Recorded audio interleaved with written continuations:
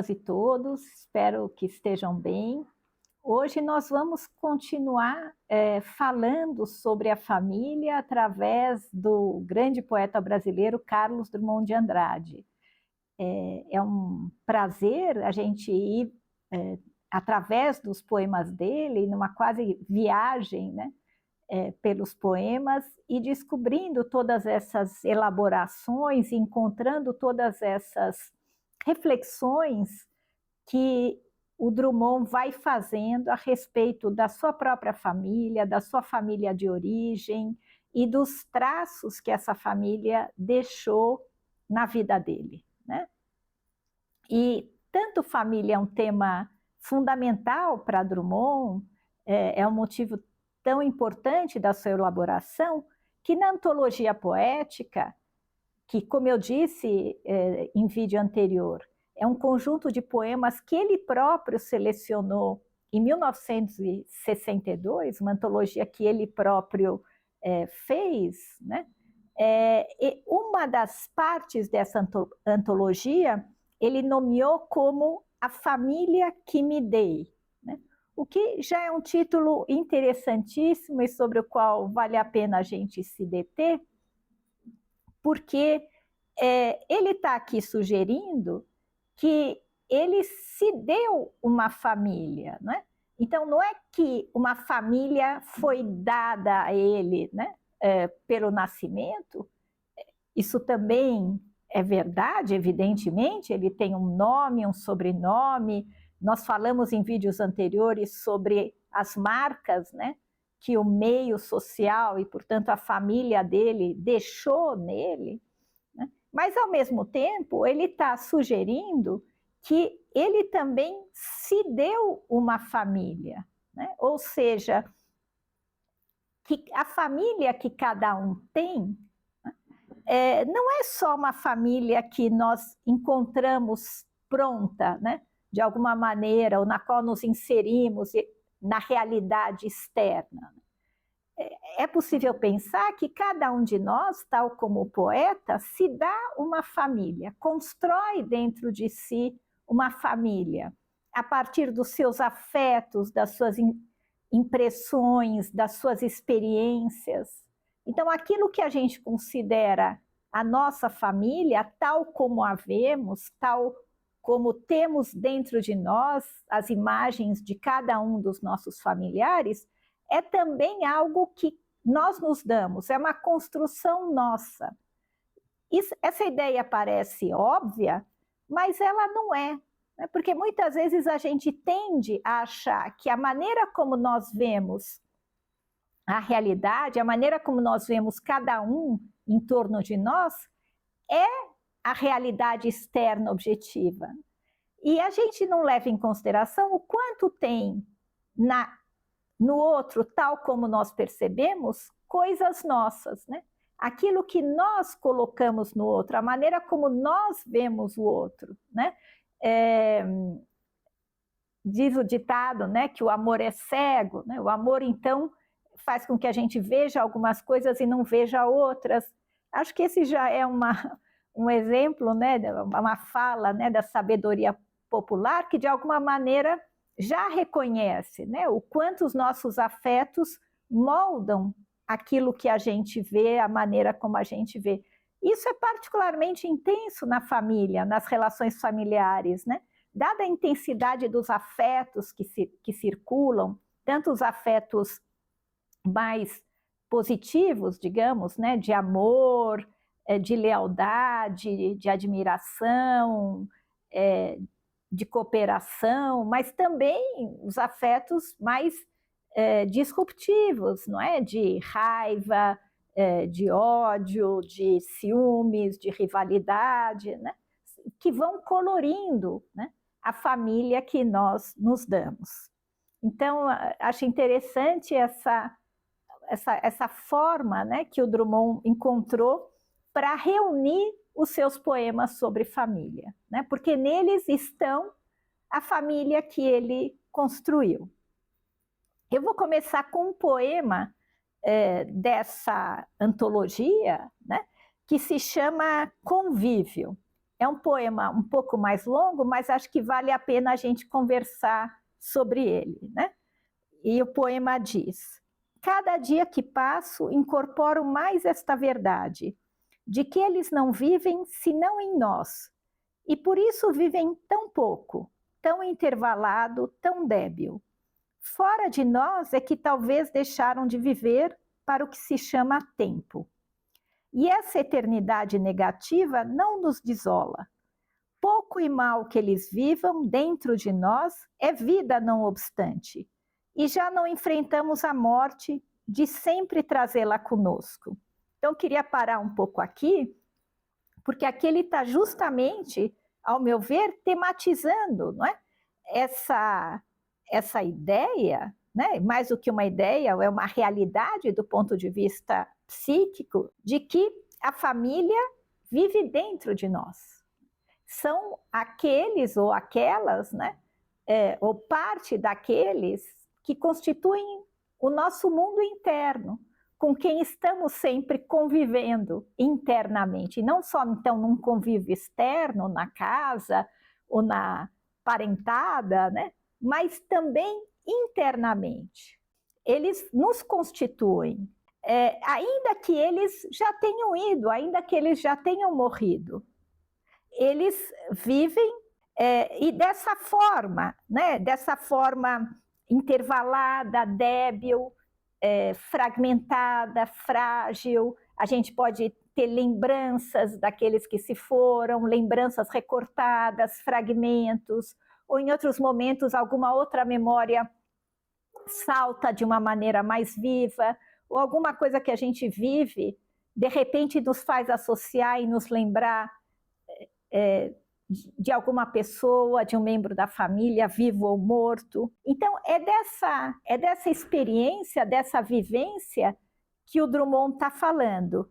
Que ele chama de eternidade negativa, porque, por um lado, eles podem já não estar no mundo, né? Eles podem estar mortos, mas ao mesmo tempo eles são eternos, porque eles são eternos naqueles que estão vivos e nas gerações que se sucedem, né? Tanto de maneira consciente como também inconscientemente, porque deixam traços, porque deixam marcas que nos determinam, que constituem quem nós somos, mesmo que a gente não tenha conhecimento disso, mesmo que a gente não saiba disso. E é assim que eles permanecem vivos, é vida não obstante, né? Pouco e mal que eles vivam dentro de nós é vida não obstante. E já não enfrentamos a morte de sempre trazê-la conosco. Então esse interjogo entre a vida e a morte, né? Entre o não estar e a eternidade. E o poema continua: mas como estão longe, ao mesmo tempo que nossos atuais habitantes, e nossos hóspedes, e nossos tecidos, e a circulação nossa. A mais tênue forma exterior nos atinge. O próximo existe, o pássaro existe, e eles também existem, mas que oblíquos, e mesmo sorrindo, que disfarçados. Então, ele está, né, na continuidade dizendo que esses que já estão longe são nossos habitantes hoje, são nossos atuais habitantes, né? Nos nossos tecidos, na nossa circulação, né? Então, alguma coisa que deixa marca no corpo, né? Que circula concretamente, materialmente no nosso corpo, né? Não é só uma recordação, uma lembrança, uma imagem, é também, mas é constituinte materialmente daquilo que nós somos. E ele diz, a forma exterior nos atinge, mas porque a forma exterior existe, né? E a gente se relaciona com os que estão fora, mas eles também existem, ou seja, essa realidade interna é tão realidade quanto a realidade externa. E, na verdade, ela muitas vezes é mais determinante daquilo que nós somos e do que pensamos e do que sentimos, muitas vezes do que a própria realidade externa. ainda que sejam oblíquos ou apareçam disfarçados para nós. A psicanálise nos ajudou a ver, né, a quantidade de disfarces com que as lembranças, as recordações, a memória aparece para nós, às vezes de uma maneira deslocada, às vezes de uma maneira estranha, né? Por isso, eu acho que ele chama isso de oblíquos, né? Ou disfarçados. Há que renunciar a toda procura. Não os encontraríamos ao encontrá-los. Ter e não ter em nós um vaso sagrado, um depósito, uma presença contínua, esta é nossa condição. Ou talvez existamos somente neles, que são omissos, e nossa existência apenas uma forma impura de silêncio que preferiram. Então, Drummond termina o poema dizendo que, de alguma maneira, nós encontramos esses que estão fora dentro, mas, ao mesmo tempo, ao encontrá-los em nós, nós não os encontramos, ou o que é que nós encontramos? Não é? Ele tinha dito, né, na estrofe anterior, de que eles aparecem oblíquos, disfarçados. Tem todo um processo de transformação que faz com que esses outros e essa família que o poeta se dá não seja exatamente a família que está fora. E talvez por isso também, quando nós encontramos esses que estão distantes dentro de nós, não necessariamente nós estamos encontrando aqueles que se foram, né? Tem todo esse interjogo entre essa família interna e essa família externa, né? E talvez por isso é que ele diz ter e não ter em nós um vaso sagrado, né? Também interessante também pensar um vaso como um continente, né? Um espaço de acolhimento, é ao mesmo tempo um objeto de família, remete a essa dimensão do sagrado, do religioso, que é parte da tradição familiar do Drummond, e é também um espaço de continência, né? Para todas essas lembranças, imagens, etc., né? É um depósito, como ele está dizendo aqui, um depósito, uma presença contínua. Esta é nossa condição. E, ao final, ele também concebe que nós também fazemos parte da realidade dos outros, né?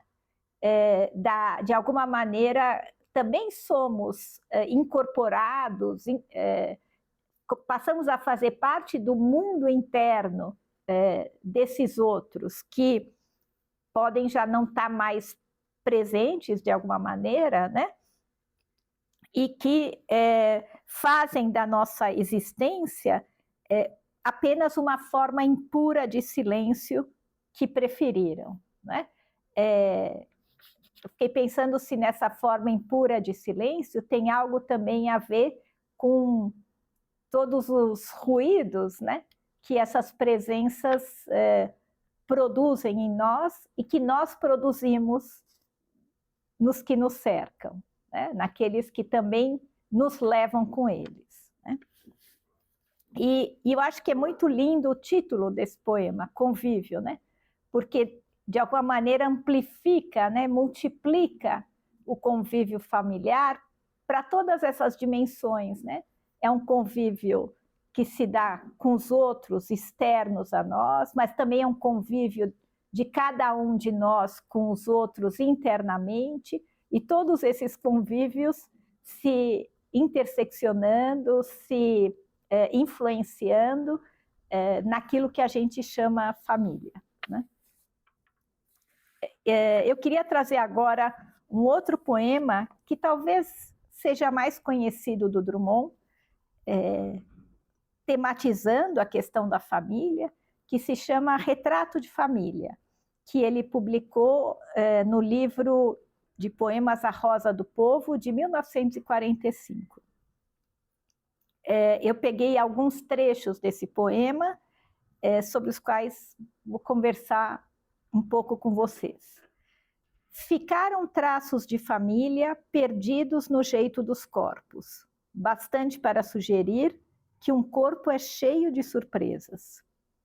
O retrato não me responde, ele me fita e se contempla nos meus olhos empoeirados.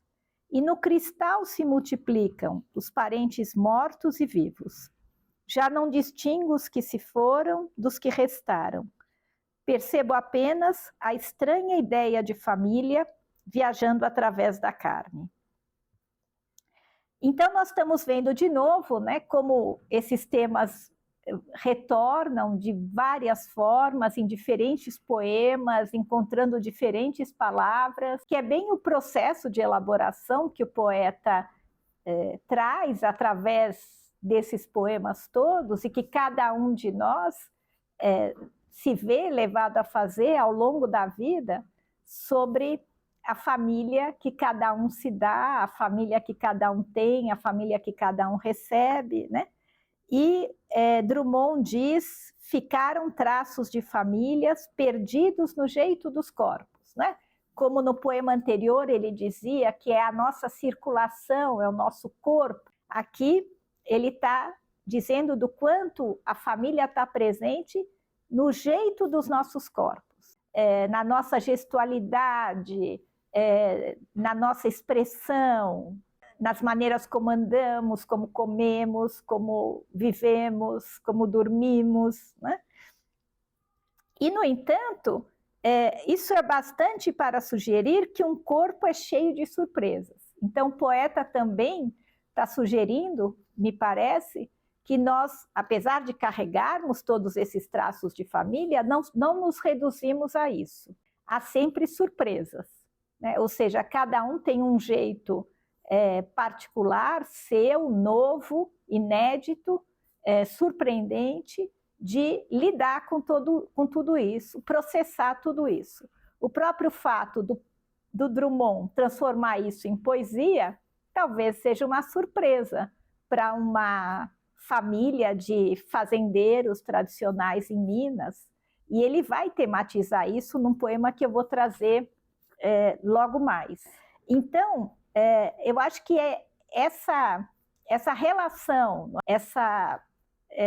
esse paradoxo entre os traços que nos marcam e as surpresas que cada um de nós traz, é um tema importantíssimo em Drummond. Eu tratei disso num vídeo anterior, não é? As questões de preservação da tradição e de ruptura com a tradição, que de alguma maneira estão presentes nesse poeta que tem uma dimensão tão profunda e complexa, né, sobre a existência, né, sobre a vida, sobre a família.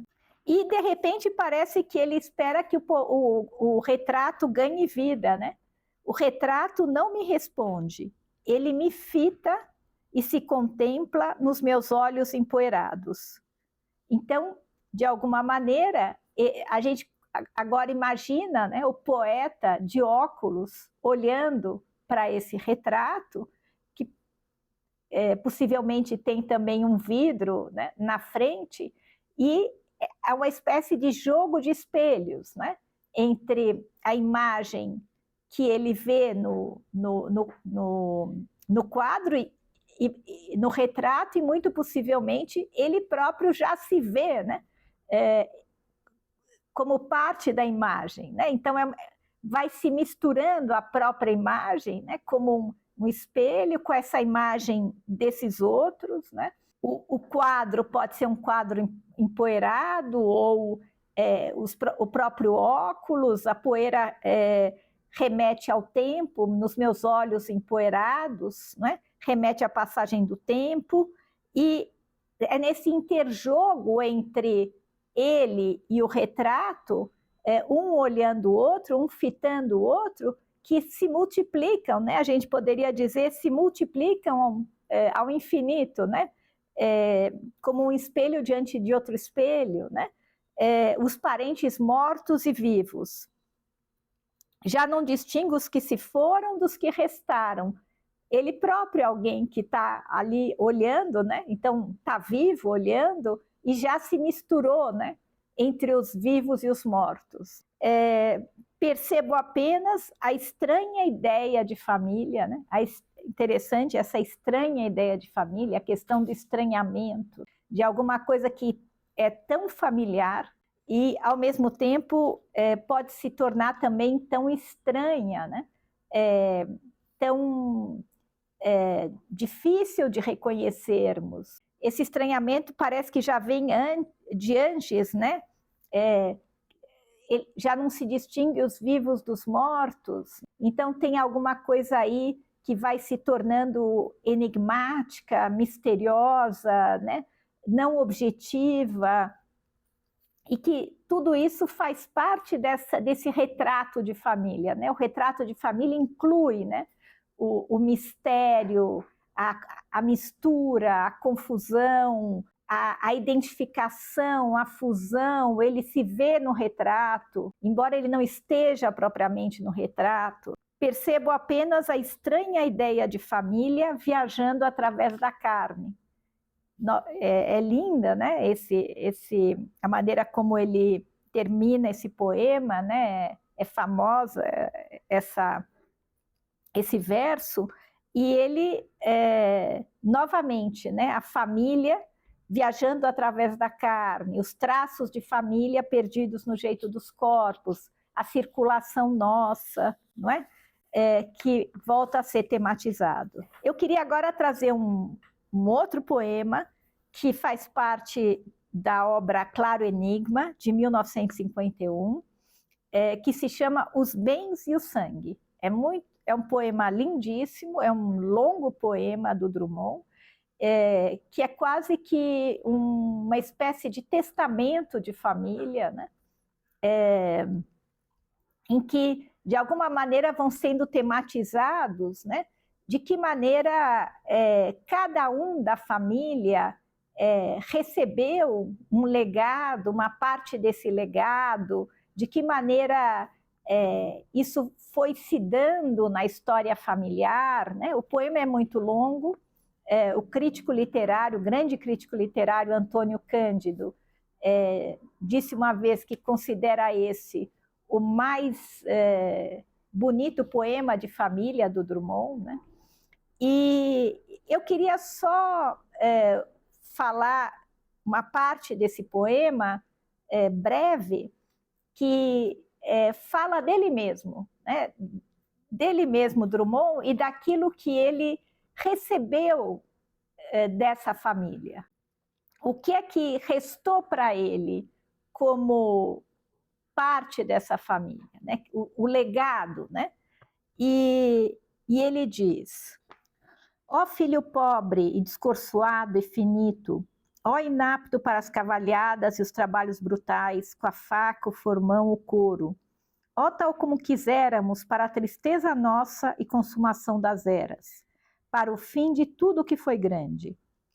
Ó desejado, ó poeta de uma poesia que se furta e se expande à maneira de um lago de pés e resíduos letais. És nosso fim natural e somos teu adubo, tua explicação e tua mais singela virtude, pois carecia que um de nós nos recusasse para melhor servir-nos. Então aqui ele começa dizendo, né, dele como esse filho pobre, né, descorçoado, portanto sem forças, sem ânimo, finito, né, limitado, inapto. Para o quê, né? Para tudo que era parte dessa tradição familiar, né? As cavalhadas, os trabalhos brutais com a faca, o formão, o couro, né? Tudo que fazia parte do trabalho próprio, né? Da economia familiar. E, na verdade, Drummond tentou durante um tempo, né? Já na vida adulta, um jovem adulto, voltar para as terras da família, para a fazenda da família, para cuidar da fazenda, mas ele sentiu que não era aquilo que era a vocação dele, o desejo dele, e ele então volta, né, para a cidade grande, para outras ocupações, né? Foi jornalista, funcionário público, mas ao mesmo tempo, né, então ele sente que ele não dá conta, né, desse legado familiar, mas ao mesmo tempo ele percebe que ele se torna poeta também como uma demanda dessa família, também como uma necessidade dessa família, que precisa encontrar alguma maneira de nomear o seu próprio fim, né? A consumação de uma era, né? Então, ó, tal como quiséramos. Então, ele é assim também, porque é assim que a família também quis. E acho que essa é a profundidade da percepção dele, né? Ele não é só o filho que não deu certo como fazendeiro, mas ele é também aquele que ganha essa responsabilidade, esse legado da família, nesse sentido de ser o poeta dessa família. Aquele que vai nomear esse fim de uma era, para o fim de tudo que foi grande, né?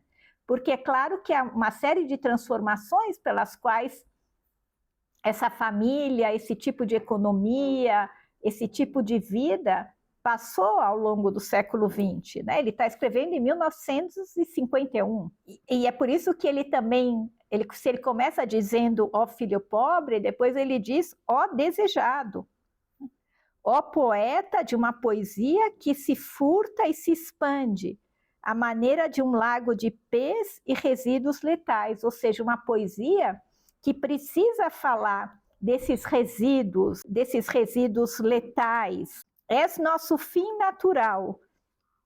Então, com ele é como se uma história chegasse ao fim, uma história familiar, e ao mesmo tempo, essa história familiar que chega ao fim é o adubo, né?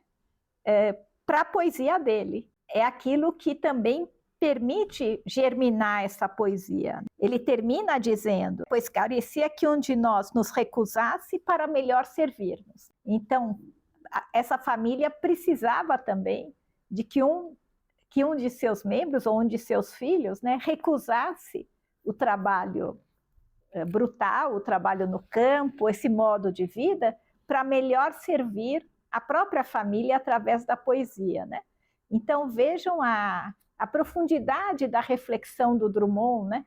É uma autoanálise, né, sobre ele próprio como poeta, o lugar dele na vida familiar, né? A função que também ele tem, não só do ponto de vista individual, mas familiar, para dar voz a essa história familiar, né?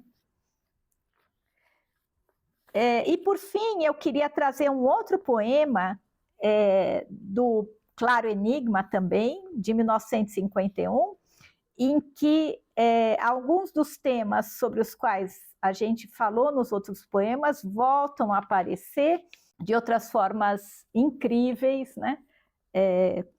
Nesse grande poeta.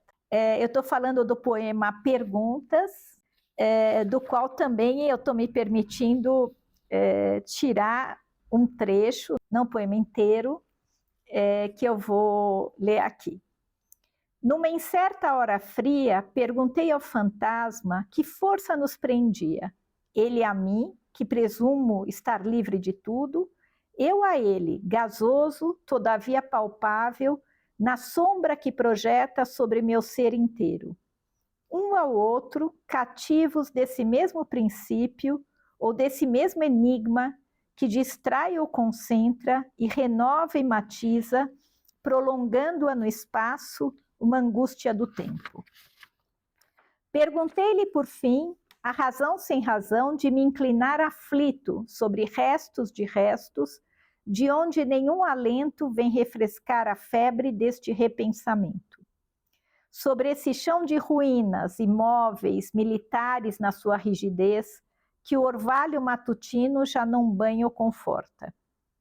No voo que desfere, silente e melancólico, rumo da eternidade, ele apenas responde. Se acaso é responder a mistérios, somar-lhes um mistério mais alto. Amar, depois de perder.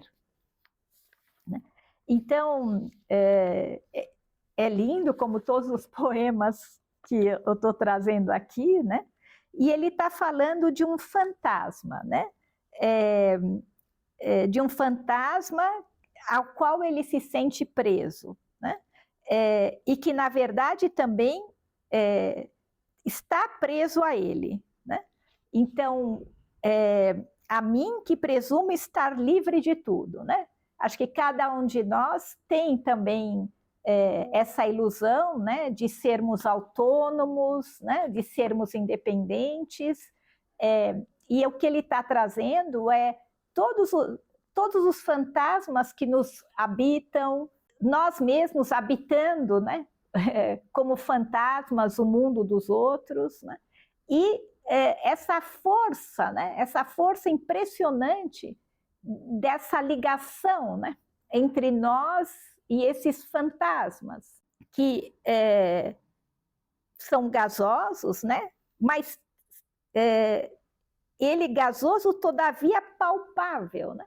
Então, podem ser gasosos, digamos assim, não perceptíveis, não concretos, mas, no entanto, eles têm uma realidade, né? E o Drummond insiste nisso em todos os poemas. Eles são os nossos traços de corpo, eles são o sangue que circula em nós, eles são o jeito do nosso corpo. Então, não é só uma realidade imaginária, né? Alguma coisa assim, né? Abstrata, né?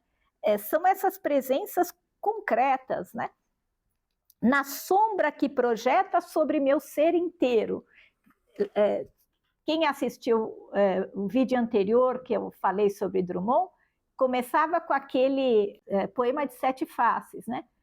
Quando nasci um anjo torto desses que vivem na sombra, disse vai Carlos Segoche na vida. Então tem uma sombra, né?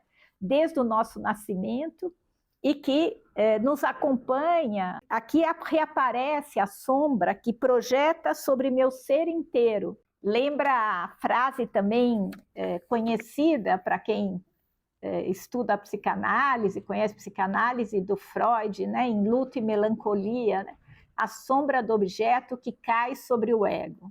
Então, Freud falava exatamente disso, de como muitas vezes aqueles que nós perdemos, né, permanecem em nós como uma sombra, né, que se projeta sobre nós, sobre a nossa existência, sobre meu ser inteiro, né?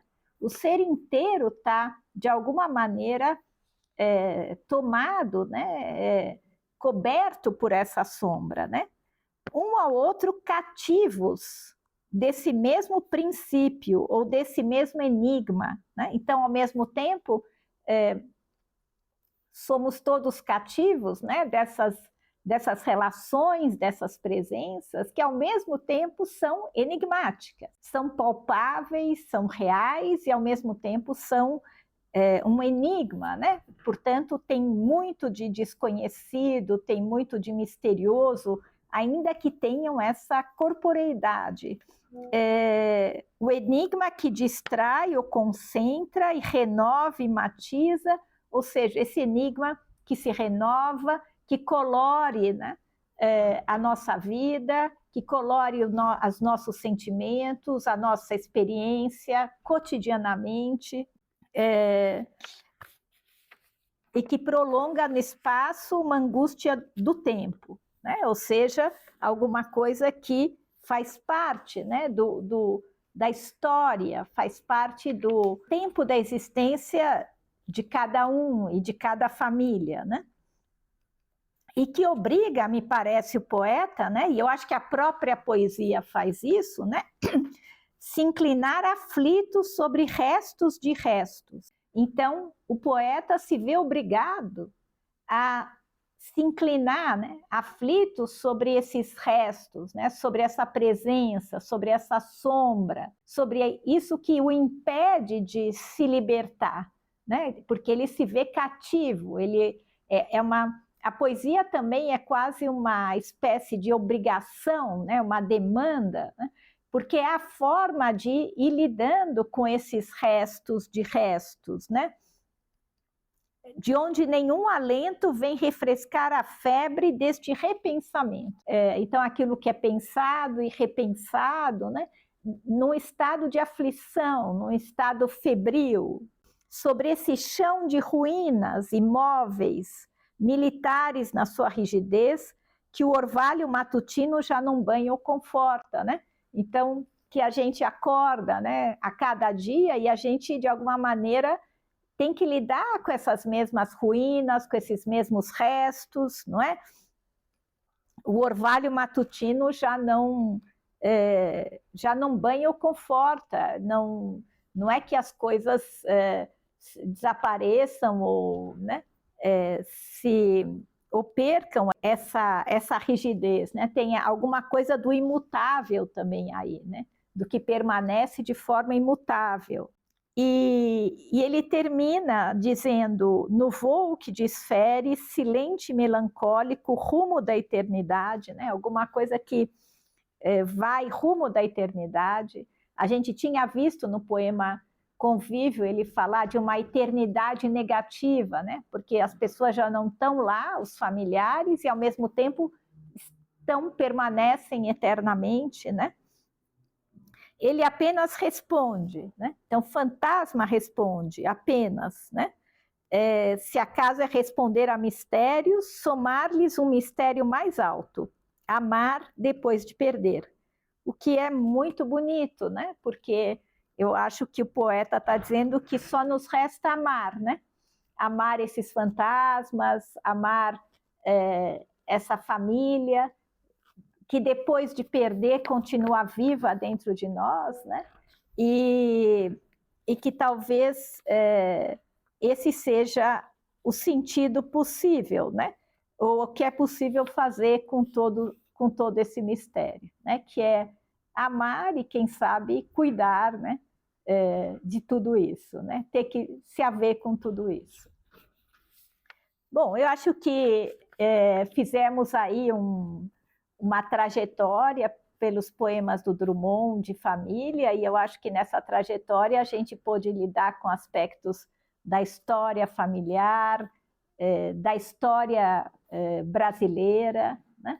E também com aspectos da intimidade do poeta, que eu espero que reverbere na intimidade de cada um, nas suas relações em família.